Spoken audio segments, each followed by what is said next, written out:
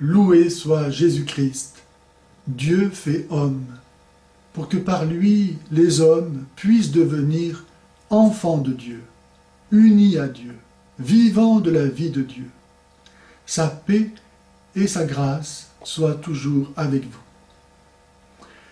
Plusieurs musulmans aujourd'hui, ne sachant certainement pas comment assumer les indéniables retards de la civilisation islamique en matière scientifique, font valoir que le Coran contiendrait des expressions de vérité scientifique seulement aujourd'hui découvertes par les sciences.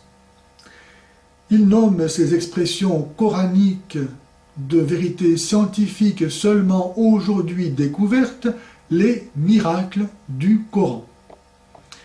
Au rang de ces miracles du Coran devant lesquels il faudrait s'extasier, se trouve par exemple en matière d'embryogenèse la création de l'homme à partir de terre et d'une goutte de sperme.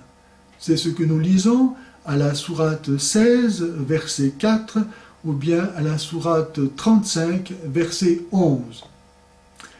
Le Dieu judéo-chrétien, lui, n'a pas eu besoin d'une goutte de sperme pour créer le premier homme.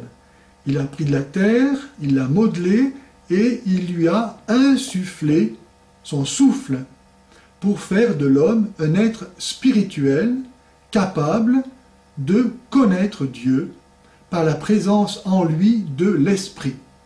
Par notre corps, nous appartenons au monde matériel, visible, et par notre intelligence, notre volonté, nous appartenons au monde spirituel et invisible. Et c'est grâce à notre esprit que nous pouvons connaître Dieu qui est esprit. C'est pourquoi le Dieu judéo-chrétien crée l'homme à partir de terre et du souffle qu'il nous donne venant de lui. Allah n'arrive pas à imiter le Dieu judéo-chrétien et ne fait l'homme qu'à partir de terre et d'une goutte de sperme.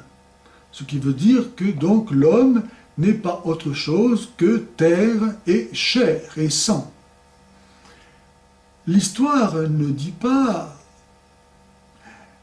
pourquoi Allah a eu besoin d'une goutte de sperme pour créer le premier homme, ni même de quel homme venait cette première goutte de sperme pour créer le premier homme.